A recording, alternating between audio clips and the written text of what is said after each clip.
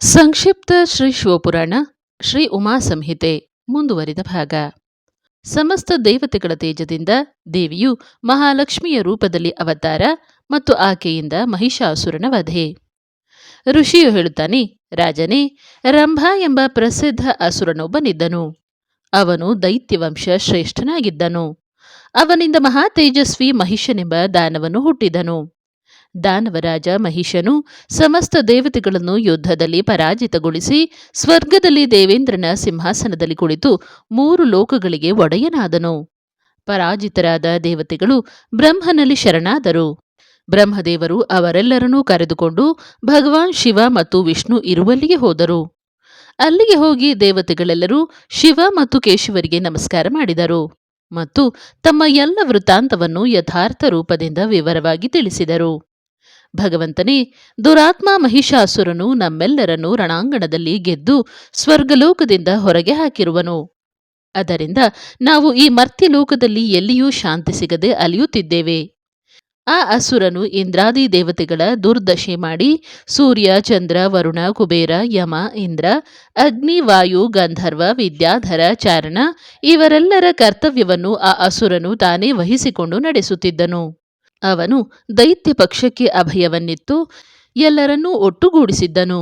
ಆದ್ದರಿಂದ ದೇವತೆಗಳಾದ ನಾವೆಲ್ಲರೂ ನಿಮಗೆ ಶರಣು ಬಂದಿರುವೆವು.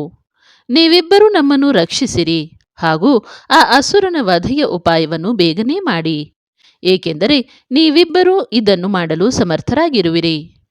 ದೇವತೆಗಳ ಈ ಮಾತನ್ನು ಕೇಳಿ ಭಗವಾನ್ ಶಿವ ಮತ್ತು ವಿಷ್ಣು ಅತ್ಯಂತ ಕ್ರೋಧಿತರಾದರು. ರೋಷದಿಂದ ಅವರ ಕಣ್ಣುಗಳು ತಿರುಗತೊಡಗಿದವು. ಆಗ ಅತ್ಯಂತ ಕ್ರೋಧಗೊಂಡ ಭಗವಾನ್ ಶಿವ ಮತ್ತು ವಿಷ್ಣುವಿನ ಮುಖಗಳಿಂದ ಹಾಗೂ ಇತರ ದೇವತೆಗಳ ಶರೀರದಿಂದ ತೇಜವು ಪ್ರಕಟಗೊಂಡಿತು. ಆ ತೇಜದ ಪುಂಜವು ಅತ್ಯಂತ ಪ್ರಜ್ವಲಿತವಾಗಿ 10 ದಿಕ್ಕುಗಳಲ್ಲಿಯೂ ಪ್ರಕಾಶಿಸಿತು. ದುರ್ಗೆಯ ಧ್ಯಾನದಲ್ಲೇ ತೊಡಗಿರುವ ದೇವತೆಗಳೆಲ್ಲರೂ ಆ ತೇಜವನ್ನು ಪ್ರತ್ಯಕ್ಷವಾಗಿ ನೋಡಿದರು. ಸಮಸ್ತ ದೇವತೆಗಳ ಶರೀರದಿಂದ ಹೊರಟಿರುವ ಆ ಅತ್ಯಂತ ಭೀಷಣ ತೇಜವು ಒಂದಾಗಿ ಒಂದು ನಾರಿಯ ರೂಪವನ್ನು ಪಡೆಯಿತು. ಆ ನಾರಿಯು ಸಾಕ್ಷಾತ್ ಮಹಿಷಾಸುರಮರ್ಧಿನಿ ದೇವಿಯಾಗಿದ್ದಳು. ಆಕೆಯ ಪ್ರಕಾಶಮಾನ ಮುಖವು ಭಗವಾನ್ ಶಿವನ ತೇಜದಿಂದ ಪ್ರಕಟವಾಗಿತ್ತು. ಭುಜಗಳು ವಿಷ್ಣುವಿನ ತೇಜದಿಂದ ಉತ್ಪನ್ನವಾಗಿದ್ದವು. ಕೂದಲು ಯಮರಾಜನ ತೇಜದಿಂದ ಆವಿರ್ಭವಿಸಿದ್ದವು. ಆಕೆಯ 2 ಸ್ತನಗಳು ಚಂದ್ರನ ತೇಜದಿಂದ ಪ್ರಕಟಗೊಂಡಿದ್ದವು. ಕಟಿಭಾಗವು ಇಂದ್ರನ ತೇಜದಿಂದ ಹಾಗೂ ತೊಡೆಗಳು, ಮೊಣಕಾಲುಗಳು ವರುಣನ ತೇಜದಿಂದ ಉಂಟಾಗಿದ್ದವು. ಪೃಥ್ವಿಯ ತೇಜದಿಂದ ನಿತಂಬಗಳು, ಬ್ರಹ್ಮನ ತೇಜದಿಂದ 2 ಚರಣಗಳು ಆವಿರ್ಭವಿಸಿದ್ದವು. ಕಾಲಿನ ಬೆರಳುಗಳು ಸೂರ್ಯನ ತೇಜದಿಂದ ಮತ್ತು ಕೈಗಳ ಬೆರಳುಗಳು ವಸುಗಳ ತೇಜದಿಂದ ಉತ್ಪನ್ನವಾಗಿದ್ದವು.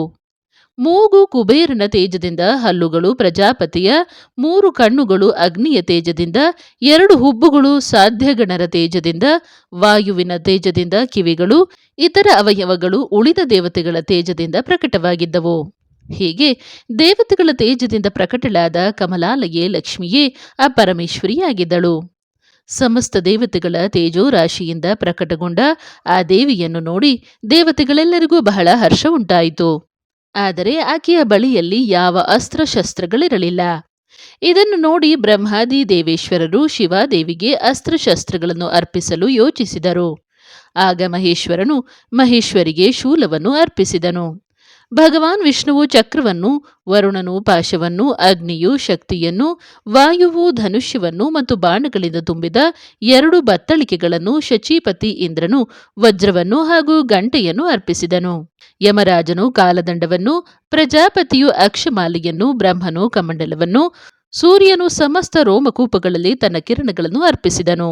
ಕಾಲನು ಹೊಳೆಯುವ ಗುರಾಣಿಯನ್ನು ಮತ್ತು ಖಡ್ಗವನ್ನು, ಕ್ಷೀರಸಾಗರನು ಸುಂದರ ಹಾರವನ್ನು ಹಾಗೂ ಎಂದೂ ಮಾಸದ 2 ದಿವ್ಯ ವಸ್ತ್ರಗಳನ್ನು ನೀಡಿದನು. ಜೊತೆಗೆ ಅವನು ದಿವ್ಯ ಚೂಡಾಮಣಿಯನ್ನು, 2 ಕುಂಡಲಗಳನ್ನು, ಅನೇಕ ಕಂಕಣಗಳನ್ನು, ಅರ್ಧಚಂದ್ರ ಕೇಯೂರ, ಮನೋಹರ ನೂಪುರಗಳು, ಕಂಠಹಾರಗಳು ಮತ್ತು ಎಲ್ಲ ಬೆರಳುಗಳಿಗೆ ತೊಡುವ ರತ್ನಮಯ ಉಂಗುರಗಳನ್ನು ಅರ್ಪಿಸಿದನು. ವಿಶ್ವಕರ್ಮನು ಆಕೆಗೆ ಮನೋಹರ ಪರಶುವನ್ನು ನೀಡಿದನು. ಜೊತೆಗೆ ಅನೇಕ ಪ್ರಕಾರದ ಅಸ್ತ್ರಗಳನ್ನು ಮತ್ತು ಅಭೇದ್ಯ ಕವಚವನ್ನು ಕೊಟ್ಟನು. ಸಮುದ್ರನು ಎಂದೂ ಬಾಡದಿರುವ ಸುರಮ್ಯ ಸರಸವಾಗಿರುವ ಮಾಲೆಯನ್ನು ಹಾಗೂ 1 ಕಮಲವನ್ನು ಅರ್ಪಿಸಿದನು. ಹಿಮವಂತನು ವಾಹನವಾಗಿ ಸಿಂಹವನ್ನು, ನಾನಾ ಪ್ರಕಾರದ ರತ್ನಗಳನ್ನು ನೀಡಿದನು. ಕುಬೇರನು ಆಕೆಗೆ ಮಧು ತುಂಬಿದ ಪಾತ್ರೆಯನ್ನು ಅರ್ಪಿಸಿದನು. ಸರ್ಪರಾಜ ಮಹಾಶೇಷನು ವಿಚಿತ್ರ ರಚನಾ ಕೌಶಲ್ಯದಿಂದ ನಾನಾ ಪ್ರಕಾರದ ರತ್ನಮಣಿಗಳನ್ನು ಪೋಣಿಸಿದ ಸುಶೋಭಿತ ಒಂದು ನಾಗಹಾರವನ್ನು ಕೊಟ್ಟನು. ಇವರೆಲ್ಲರೂ ಹಾಗೂ ಇತರ ದೇವತೆಗಳು ಕೂಡ ಆಭೂಷಣ ಅಸ್ತ್ರಶಸ್ತ್ರಗಳನ್ನು ನೀಡಿ ದೇವಿಯನ್ನು ಸಮ್ಮಾನಿಸಿದರು. ಅನಂತರ ಆಕೆಯು ಪದೇ ಪದೇ ಅಟ್ಟಹಾಸ ಮಾಡುತ್ತಾ ಉಚ್ಚಸ್ವರದಿಂದ ಗರ್ಜಿಸಿದಳು. ಆಕೆಯ ಆ ಭಯಂಕರ ನಾದದಿಂದ ಸಂಪೂರ್ಣ ಆಕಾಶವು ಪ್ರತಿಧ್ವನಿಸಿತು. ಅದರಿಂದ ಭಾರಿ ದೊಡ್ಡ ಪ್ರತಿಧ್ವನಿ ಉಂಟಾಯಿತು. ಅದರಿಂದ 3 ಲೋಕಗಳಲ್ಲಿಯೂ ಗದ್ದಲವೆದ್ದಿತು. 4 ಸಮುದ್ರಗಳು ಮೇರೆ ಮೀರಿದವು. ಪೃಥ್ವಿಯು ನಡುಗಿತು. ಆಗ ಮಹಿಷಾಸುರನಿಂದ ಪೀಡಿತರಾದ ದೇವತೆಗಳು ದೇವಿಯ ಜಯ ಜಯಕಾರ ಮಾಡಿದರು. ಅನಂತರ ದೇವತೆಗಳೆಲ್ಲರೂ ಆ ಮಹಾಲಕ್ಷ್ಮೀ ಸ್ವರೂಪ ಪರಾಶಕ್ತಿ ಜಗದಂಬೆಯನ್ನು ಭಕ್ತಿ ಗದ್ಗದ ವಾಣಿಯಿಂದ ಸ್ತುತಿಸಿದರು. ಸಂಪೂರ್ಣ ತ್ರಿಲೋಕಗಳು ಕ್ಷೋಭೆಗೊಂಡಿರುವುದನ್ನು ನೋಡಿ ದೇವವೈರಿ ದೈತ್ಯನು ತನ್ನ ಸಮಸ್ತ ಸೈನ್ಯವನ್ನು ಕವಚಾದಿಗಳಿಂದ ಸುಸಜ್ಜಿತಗೊಳಿಸಿ ಕೈಯಲ್ಲಿ ಆಯುಧವನ್ನು ಹಿಡಿದು ಕೂಡಲೇ ಎದ್ದು ನಿಂತನು. ರೋಷ ತುಂಬಿದ ಮಹಿಷಾಸುರನು ಆ ಶಬ್ದವನ್ನು ಗುರಿಯಾಗಿಟ್ಟುಕೊಂಡು ಓಡಿದನು. ಹಾಗೂ ಮುಂದೆ ಹೋಗಿ ಅವನು ದೇವಿಯನ್ನು ನೋಡಿದನು. ಅವಳು ತನ್ನ ಪ್ರಭೆಯಿಂದ 3 ಲೋಕಗಳನ್ನು ಬೆಳಗುತ್ತಿದ್ದಳು. ಆಗಲೇ ಮಹಿಷಾಸುರನು ಸಾಕಿದ ಕೋಟಿ ಕೋಟಿ ಶಸ್ತ್ರಧಾರಿ ಮಹಾವೀರ ರಾಕ್ಷಸರು ಅಲ್ಲಿಗೆ ಬಂದು ಸೇರಿದರು.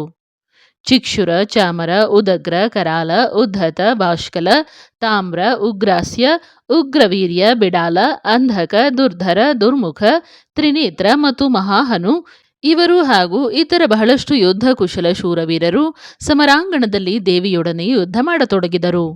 ಅವರೆಲ್ಲರೂ ಅಸ್ತ್ರಶಸ್ತ್ರಗಳ ವಿದ್ಯೆಯಲ್ಲಿ ಪಾರಂಗತರಾಗಿದ್ದರು. ಈ ಪ್ರಕಾರ ದೇವಿ ಮತ್ತು ದೈತ್ಯರು ಪರಸ್ಪರ ಕಾದಾಡತೊಡಗಿದರು. ಅವರ ಆ ಭೀಷಣ ಸಮಯ ಹೊಡೆದಾಟ ಬಡಿದಾಟದಲ್ಲೇ ಕಳೆಯಿತು. ಹೀಗೆ ಭಯಾನಕ ಯುದ್ಧವಾದ ಬಳಿಕ ಮಹಿಷಾಸುರನು ದೇವಿಯೊಡನೆ ಮಾಯಾ ಯುದ್ಧ ಮಾಡತೊಡಗಿದನು. ಆಗ ದೇವಿಯು ಹೇಳಿದಳು, ಎಲವೋ ಮೂಢನೆ, ನಿನ್ನ ಬುದ್ಧಿಯು ಮಸಳಿಸಿದೆ. ನೀನು ವ್ಯರ್ಥವಾಗಿ ಹಠವನ್ನು ಏಕೆ ತೊಟ್ಟಿರುವೆ? 3 ಲೋಕಗಳಲ್ಲಿಯೂ ಯಾರೇ ಅಸುರನು ಯುದ್ಧದಲ್ಲಿ ನನ್ನೆದುರಿಗೆ ನಿಲ್ಲಲಾರನು. ಹೀಗೆ ಹೇಳಿ ಸರ್ವಕಾಲಮಯೀ ದೇವಿಯು ನೆಗೆದು ಮಹಿಷಾಸುರನ ಮೇಲೆ ಏರಿದಳು. ತನ್ನ ಕಾಲಿನಿಂದ ಅವನನ್ನು ಒತ್ತಿ ಹಿಡಿದು ಆಕೆಯು ಭಯಂಕರ ತ್ರಿಶೂಲದಿಂದ ಅವನ ಕಂಠಕ್ಕೆ ಆಘಾತ ಮಾಡಿದಳು. ಆಕೆಯ ಕಾಲಿನಿಂದ ತುಳಿಯಲ್ಪಟ್ಟಿದ್ದರೂ ಮಹಿಷಾಸುರನು ತನ್ನ ಬಾಯಿಯಿಂದ ಇನ್ನೊಂದು ರೂಪದಿಂದ ಹೊರಬರತೊಡಗಿದನು. ಇನ್ನು ಅವನ ಅರ್ಧ ಶರೀರ ಮಾತ್ರ ಹೊರಕ್ಕೆ ಬಂದಾಗ ದೇವಿಯು ತನ್ನ ಪ್ರಭಾವದಿಂದ ಅದನ್ನು ತಡೆದು ಬಿಟ್ಟಳು. ಅರ್ಧ ಮಾತ್ರ ಹೊರಟಿದ್ದರೂ ಆ ಮಹಾ ಅಧಮ ದೈತ್ಯನು ದೇವಿಯೊಂದಿಗೆ ಯುದ್ಧ ಮಾಡತೊಡಗಿದನು.